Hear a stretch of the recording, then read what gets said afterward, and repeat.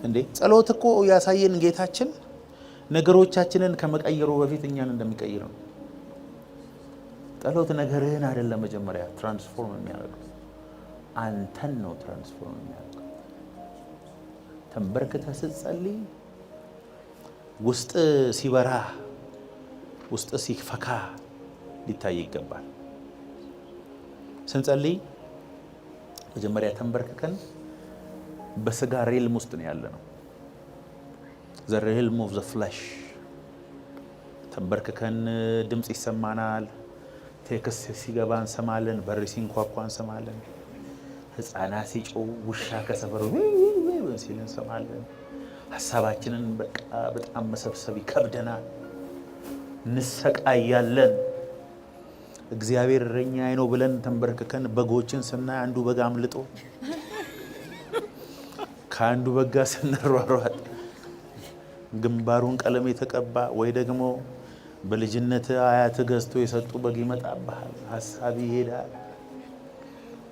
እየጸለይክ ያለ ቀና ብለህ ስታይ የዘመድህን ፎቶ አይተህ ወይ አጎቴ እንዴት አይነት ጥሩ ሰው ነበርክ ብለህ ትሄዳለህ። ባይዘው የስጋ ሬልም ላይ መጀመሪያ ሲጀምሩ በጣም ነው የምትሰቃዩት። አንዳንዱ ሰው እንቅልፍ ሁሉ ይዟል። ይመታል ሰይጣን በእንቅልፍ ይደክማል፣ ታዛጋለህ። እንደምንም እየታገልክ እየዘመርክ መንፈስን እያነቃቃ የእግዚአብሔርን መልካምነት እያሰብክ እንደምንም ሁለተኛው ክፍል ከገባ ማልቀስ ትጀምራለህ። ሰውነትህ ሞቅ ጋል ይላል። እግዚአብሔር ውለታ ምህረቱ ያስለቅሳል።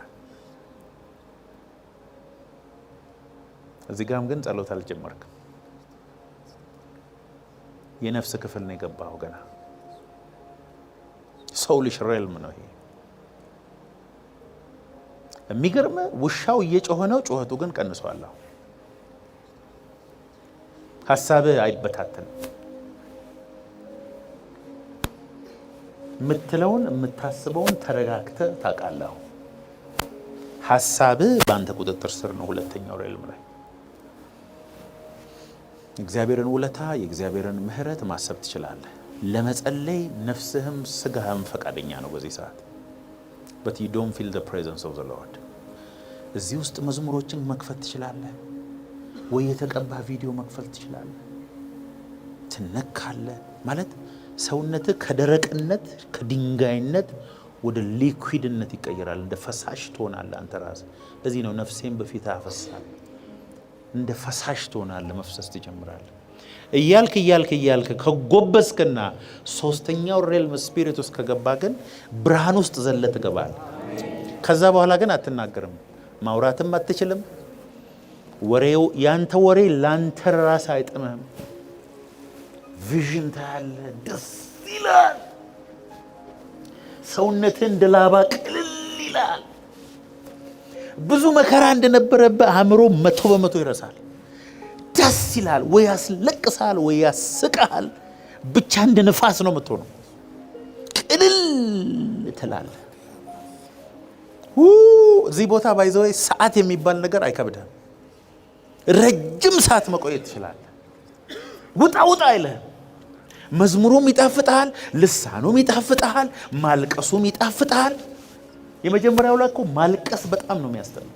ሶስተኛው ላይ ግን እንባው ራሱ ብስኩት ነው። እረ ሽታ ይመጣብሃል፣ ደስ የሚል መዓዛ። አፍንጫ ራሱ የሆነ በቃ ሚንት ነገር ነው። በዚህ ሰዓት ላይ where is the devil now ነው የምትለው። ሲያስጨንቁኝ የነበሩ ጠላቶች where are they? you feel it, you know it። እግዚአብሔርን ታውቃለህ። እዚህ ሬልም ላይ ማንም እንዲነግርህ አትፈልግም። you know ታውቃለህ። እዚህ ቦታ ላይ ጥያቄ መመለስ አለመመለሱ ታውቃለህ። እግዚአብሔር የስም ኖም ካለ ታውቃለህ። አብዛኛው ሰው ግን ሶስተኛ ውስጥ መግባት አይችልም።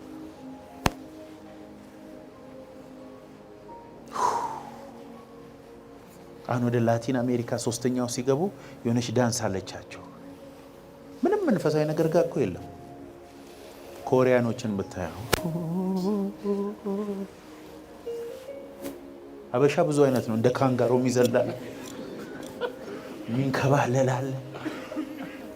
አንተ ጸጥ ስላልክ የሚዘለው ከተኛ ነው ማለት አይደለም።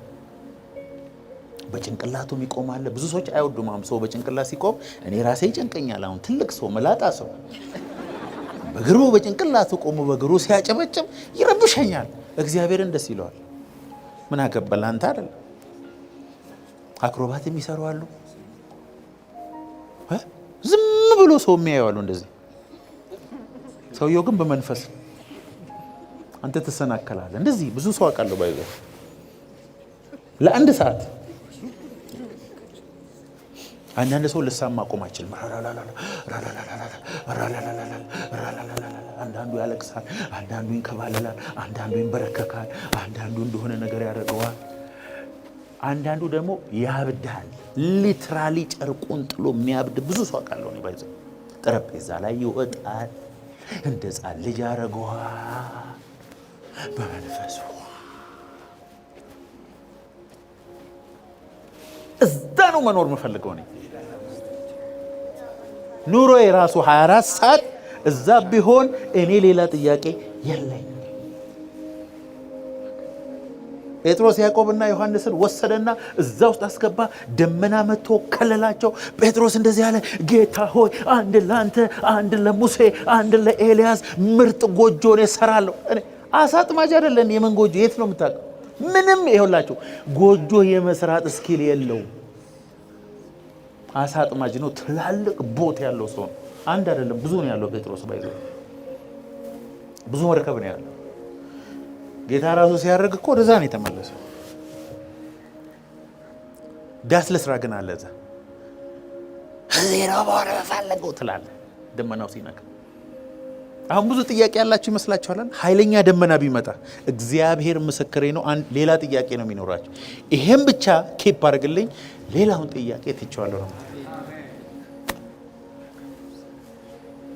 ጸሎት እግዚአብሔር ክብር ውስጥ ለመግባት ይሁን ዴስቲኒያችሁ። ስትጸልዩ ማሰብ ያለባችሁን ነገር ልንገራችሁ። የእግዚአብሔርን ኃይል በሰማይ ያለውን ወደ ምድር መጎተቻ ነው ጸሎት። ለዚህ ነው ጌታ ኢየሱስ ስትጸልዩ ፈቃድ በሰማይ እንደሆነች እንዲሁ በምድር ትሁን ብላችሁ ጸልዩ። ሌት ዩር ኪንግደም ካም። እኛ አሁን አባታችን ሆይ በሰማይ የምትኖር ስምህ ይቀደስ ምናምን ብለን የምንጸልየው የኮንፈረንስ መዝጊያ አድርገን ነው። ሲጄ እንዲያውም እንደሱ አንጸልይም። እኔ ብቻዬን መንገድ ላይ ነው የምጸልየው። እሱ አባታችን ሆይ ከቸርች ይልቅ እኔ ብቻዬን ነው የምጸልየው። ድሮ በዜማ ሁሉ ነው የምጸልየው። በሰማያት ደስ ሲለኝ እሱን እየገባኝ ሲመጣ ግን የጸሎት መዝጊያ አይደለም። ሌት ዩር ኪንግደም ካም። አፖስትል ማልዶናልዶ ሁል ጊዜ ሲጸልይ ካያችሁት ሌት ዩር ኪንግደም ካም ይላል። ምን ታደርጋላችሁ መሰላችሁ?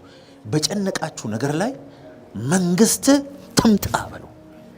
የእግዚአብሔርን መንግስት በጨለማችሁ ላይ ጥሩ፣ ብርሃን ይሆናል። ብርሃን ይሆናል። ኮንፊውዝድ በሆናችሁ ነገር ላይ ብርሃን። አንዲት ሴት አሁን መታዚ ቢሮ አናግራኝ ነው ሄደችውና 18 ዓመት የጸሎት አገልግሎት ነው ያላት። የጸሎት ሚኒስትሪ ነው ትልቅ እዚህ 4 ኪሎ 24 ሰዓት ነው የሚጸልዩት። ስለ መንግስት፣ ስለ አፍሪካ፣ ስለ ምን እንጸልያለን። ሸክሟ ጸሎትና ጸሎት ነው በቃ። እና አብዛኛው የትንቢታዊ ዲክላሬሽን የሚወጣው ከዛ ነው ለሀገራችን። አንዳንድ ሰው ደግሞ ቤቱ እንደዛ ነው። እዚህ ውስጥ አሁን የሚጸልዩ ሰዎች አሉ። የእግዚአብሔር ፕሬዘንስ ቤታቸውን የሞሉ ሰዎች አሉ። እስቲ መንግስት ትምጣ በሉ። the kingdom of God የእግዚአብሔር መንግስት በእናንተ ውስጥ ናት። it is within you ነው የሚለው። ሬን ያደርግ፣ ይግዛ፣ ዶሚኒየን ያደርግ። አጋንንት ፕሬዘንሱ ያለበት ኤሪያ ላይ ምን እንደሚሆን ይታወቃል። የእግዚአብሔር ህልውና ሲመጣ ደግሞ ምን እንደሚሆን ይታወቃል። እርሻ ላይ፣ ትምህርት ቤት ላይ፣ ንግድ ላይ፣ ቸርች ላይ፣ ሰፈር ላይ፣ መንግስት ላይ የእግዚአብሔር የመንግስቱ ኃይል መምጣት አለበት። ዓለምን ሁሉ የሚያንቀጠቅጥ ኃይል እኛ ውስጥ ሆኖ እኛ ግን ያንን ኃይል እየገለጥን አይደለም። ሰይጣን ብዙ አሳይመንት ሰጥቶናል። ከዚህ ውስጥ አንድ ሰው ፓወር ማኒፌስት ማድረግ ቢጀምር የኢትዮጵያ ታሪክ እንደዛ አይቀጥልም። አንድ ሰው ዲፍረንስ ያመጣል። ጌታው ያን ሰው አድርገኝ ብሎ የሚጸልይ አንድ ሰው ነው። ጌታው ያን ሰው አድርገኝ፣ ያን ሰው let me have a difference፣ ልዩነት የሚያመጣ ሰው አድርገኝ ጌታው።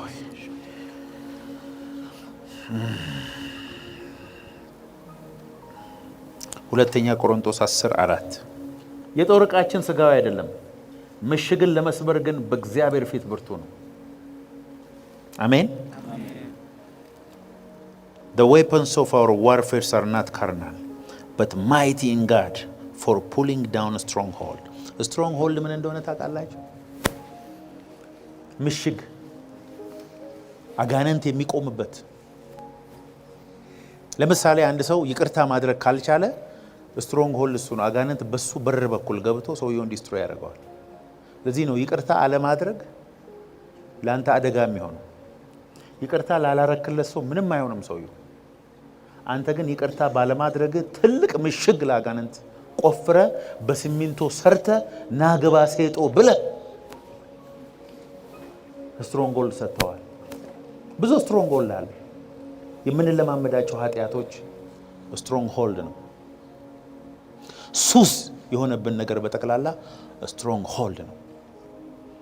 የአጋንንት ምሽግ፣ ቂመኝነት፣ ሐሜት፣ ዝሙት፣ ሌብነት፣ ውሸት ስትሮንግሆልድ ነው። ማንም ላይ ክፉ አያደርግም ይሄ ላንተ እንጂ። ሰይጣን ቤት በኩል ደካማ እንደሆንክ ካወቀ ሁል ጊዜ ቀዳዳ ፈልጎ መግባት የሚፈልገው በሱ ነው። እግዚአብሔር ግን እሱ ምሽግ እንድታፈርስ ኃይል ሰጥተዋል። ናዝሬቱ ኢየሱስ ስም ስትሮንግሆልድ። ለዲያብሎስ እድል ፈንታ አትስጡት ይላል። አዲሱ ትርጉም ደግሞ መግቢያ ቀዳዳ አትስጡት ይላል። ስትሮንግሆልድ ሰይጣን መርገጫ ቦታ እስካላገኘ ድረስ በአንተ ህይወት ምንም ማድረግ አይችልም። የጦር ዕቃችን ስጋዊ አይደለምና ምሽግን ለመስበር ግን በእግዚአብሔር ፊት ብርቱ ነው። ሚስጥር ነው ዛሬ የምነግራችሁ። ለምሳሌ በድንኳኑ ውስጥ ያለው ማብራት፣ በመገናኛው ድንኳን ውስጥ ያለው ማብራት በምንም ተአምር ለ2 ሰከንድ መቋረጥ የለበትም። ኮንቲኒየስ ነው መሆን ያለበት። ካህኑ ይሄንን በጣም ሜክ ሹር ነው የሚያደርገው። መቅደሱ እናንተ ናችሁ። እዚህ ውስጥ የሚነደው እሳት ለ2 ሰከንድ መቋረጥ የለበትም። ከኔ ጋር ናችሁ? ለዚህ ነው ጌታ ኢየሱስ ስትጸልዩ ሳታቋርጡ ኮንቲኒየስሊ ዊዛውት ሲዚንግ ጸልዩ ነው የሚለው። ስራ አትስሩ ማለቱ አይደለም። መኪና አትንዱ ማለቱ አይደለም። ሻወር አትውሰዱ ማለት አይደለም። በምትሄዱበት ቦታ ሁሉ ግን ጸሎት አታቋርጡ ማለት ነው። ጠዋት ስትነሱ ለምን መዝሙር እንደሚመጣላችሁ ታውቃላችሁ? እስቲ ምስጢር ልንገራችሁ። አንዳንድ ምስጢር ልንገራችሁ። በህይወታችሁ በጣም እርግጠኛ መሆን ያለባችሁ እንቅልፍ ከመውሰዱ በፊት የመጨረሻ እንቅልፋችሁ ላይ እየተኛችሁ እየጸለያችሁ ተኙ። መጸለይ ብቻ አይደለም፣ ብትችሉ እየዘመራችሁ በልሳን ረበረበረበረ ብላችሁ ሄዱ እስቲ። ምክንያቱ ከኮንሽስ ስቴት ወደዛኛው ዲፕ ነገር ውስጥ የምትገቡት መንፈሳዊ ዓለም ውስጥ የምትገቡበት እዛች ላይን ነች። ላይን ወደዛኛው ዓለም የምትሸጋገሩት በቲክቶክ እንዳይሆን። የሆነች የምትደነስ ልጅ እያየ ከገባ ሌሊቱን ብሉ እየደነስክ ነው የምታድረው። ነገር ስድብ የበላህ የምታደርግ ከሆነ ለመንፈስ አቀብለኸው የሄድከው እሱን ነው የሚሆነው። እስቲ አኖይንቲንግ እያየ ተኛ እስቲ። ሌሊቱን በሙሉ በዘይት ውስጥ እንደተነከረ ስፖንጅ ሆነ። ጠዋት ስትነሳ ምን አይነት ጣፋጭ እንቅልፍ ነው የተኛው ትላለህ። እንቅልፍ ግን አሪፍ ሆኖ አይደለም። ቅባቱን ከመንፈስ ጋር ኮኔክት አድርገን ሄድከው። እግዚአብሔር ይሆላችሁ በዓለም ላይ ላሉ ትላልቅ የእግዚአብሔር ሰዎች ሆኖ መጽሐፍ ቅዱስ ላይ ላሉ ሰዎች ሁሉ ትላልቅ ቪዥን የሰጣቸው በህልማቸው ነው። እግዚአብሔር ከአብርሃም ጋር ያወራው ሂዱና መጽሐፍ ቅዱሳችሁን አንብቡ፣ ሁል ጊዜ በሌሊት ራእይ ነው የሚለው። እግዚአብሔር ለሰለሞን ጥበብ የሰጠው ተኝቶ እያለ በእንቅልፍ ልቡ በህልሙ መጥቶ ምን ላድርግልህ ብሎ ጠይቆ ጥበብን ሰጠው። ጌታ ኢየሱስ ደግሞ ምን አለ? ገበሬው ዘርን ዘርቶ ተኝቶ ባለበት ጠላት መጥቶ ዘርዘራ። ጠዋት ተነስቶ ሊነቅለው ሲል ነው ይሄኛው ከባድ ነው። ይደጉና በእንቅልፍ የተዘራውን መንቀል አትችልም። በአጨዳ ጊዜ ተለይተው ገለባውና ዋናው ይለያሉ አለ ጌታ ኢየሱስ እኮ ነው ያለው። መጨረሻ ላይ ስትተኛ አካባቢ የምታደርገው ነገር በህይወትህ ላይ ወስነ ነው የምታደርገው ማንኛውንም ነገር። ስለዚህ ስትጸልዩ ፊዚካል ዓለም ላይ እንደሆናችሁ ናችሁ አትጸልዩ። የሆነ ከፍታ ላይ እንዳላችሁ ናችሁ ከመንፈሳዊ ዓለም ወደ ፊዚካል ዓለም ነው መጸለይ ያለባችሁ። ዲፔንደንሲያችሁን ከደሞዛችሁ፣ ከእውቀታችሁ፣ ከዘራችሁና ከማንነታችሁ ውስጥ ውጡ። ቶታሊ ዲፔንደንት ኦን ጋድ። ስራ አይኖርህም። ስራ ያኖረኛል ስትል ስራን ይወስድብሃል እግዚአብሔር። አያኖርህም። ደሞዝ አያኖርህም። አካውንት ላይ ያለው ገንዘብ አያኖርህም። እንደማያኖርህ ለማወቅ ደግሞ እግዚአብሔር ስጠኝ ብሎ ነው የሚጠይቀው። ለእግዚአብሔር እንካ ብለህ መስጠት የማትችለው ሁሉ ያንተም አይደለም እግዚአብሔርም አይደለም። ሰይጣን አንተን የሚጠቀምበት መንገድ አሳልፈ መስጠት በማትችለው ነገር ሁሉ ነው። አንዳንዶቻችሁ ለፍታችሁ 10 ዓመት ለፍታችሁ የሰራችሁትን ቤት የምርቃቱ ቀን ጌታ ስጠኝ ሊል ይችላል። ጌታ ወይ እባክህ ልፋቴን አይተ ትንሽ ልኑርበት እንድትል አይፈልግም እግዚአብሔር። እየሰራ እግዚአብሔር ወይ አንተ በጠየከኝ ጊዜ ዛሬውኑ ልሰጥ ፈቃደኛ ነኝ በሚል አቲቲዩድ ልክ ቤቱ ሲመረቅ ጌታ ይሄ ያንተ አይደለም ሌላ ሰጥቻለሁ ይላል። መስጠት የማትችለው ሁሉ ያንተ አይደለም። ስትሮንግ ሆልድ ነው። ሰይጣን መጥቶ አንተን የሚመታበት መንገድ ነው። ራሳችሁን እንደ ነፋስ አስቡ።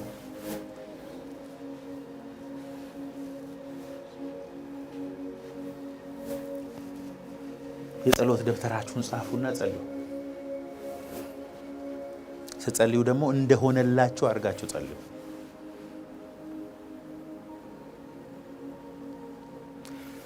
ነገ ደሞዝ ይወጣል እንዴ? አዎ ወጣ እኮ ዛሬ ወሰድኩ ሲባል ሰው ነገ ጠዋት ሄዶ ከአካውንቱ ስለሚያወጣ ገንዘቡን ዛሬ አክት የሚያደርገው ኪስ ውስጥ እንዳለ ገንዘብ ነው። እውነት ውሸት? እምነት ማለት እንደሱ ነው። አካውንት ላይ ያለውን ገንዘብ እቅድ እንደምታወጣበት አይነት ማለት ነው እምነት። የሌለውን እንዳለ አድርጎ የሚቆጥር ሰው ነው የእምነት ሰው። የሌለውን እንዳለ መቁጠር እስካልጀመርክ ድረስ እውነተኛ የጸሎት ሰው አይደለም። እግዚአብሔርን እየጠበቅሽ ነው፣ እሱ እየጠበቀሽ ነው። ብዙዎቻችሁን እግዚአብሔር ቁጭ ብለው ልጆቼ ለመሄድ ገና ተነስተው ለመራመድ ሲሞክሩ እናታቸው ሄዳ ቆይ እንዳይወድቅ ይዛታለሁ። ይውደቅ እንጂ ወድቆ ሲያለቅሱሉ ደስ ይለኛል። የሚቀጥሉ ላይ ተነስተው 3 ሲራመድ ሲይዘው ምናምን ሳረገው ነው የሚሄደው። እግዚአብሔር አንዳንዶቻችሁን መከራ ወፍጮ ውስጥ አስገብተው በግድ ቆመ በራስ እስክትሄድና ባንተ ውስጥ ያለው ኃይል እስኪገለጥ እየጠበቀ ነው ያለው። ተበሳጭተህ ተነስተህ እንድትሄድ ነው እግዚአብሔር እየጠበቀ ያለው።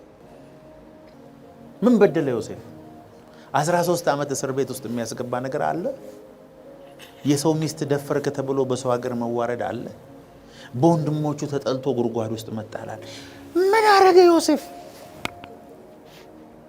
ምን ያጠፋው ጥፋት አለ? አባቱ አልቅሶ ከነ ሐዘኔ ወደ መቃብሬ ገባለሁ ብሎ የሚያስለቅስ ነገር በዮሴፍ ምክንያት ልብሱ ተገፎ በባርነት መሸጥ፣ ስሙ መጥፋት። ምን አላረገም? ንጉሥ ነው የሚሆነው። እስራኤልን ነው የሚያሻግረው። በሱ ምክንያት እኮ ነው ባህር የሚከፈለው። በሱ ምክንያት ነው እግዚአብሔር ለአብርሃም የተናገረው ከ400 ዓመት በኋላ የሚፈጸመው ትንቢት የሚፈጸመው። ትልቅ ነገር አትጠይቅ መከራ ከፈራ።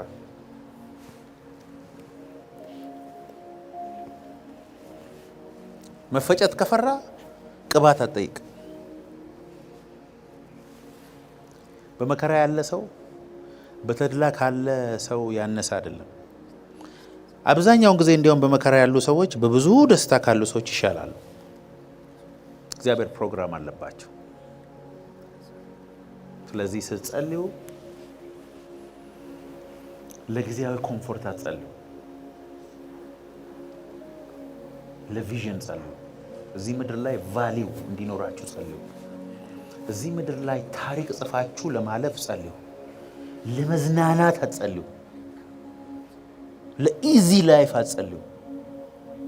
እግዚአብሔር መከራችሁን መከራ የሚባል ወደ እናንተ እንዳያመጣ አትጸልዩ። ከጸለያችሁ በምድር ላይ ታሪክ ጽፎ የሚያልፍ ሰው ለመሆን ጸልዩ። መከራን የምታልፉበትንም ጸጋ እግዚአብሔር እንዲሰጣችሁ ጸልዩ።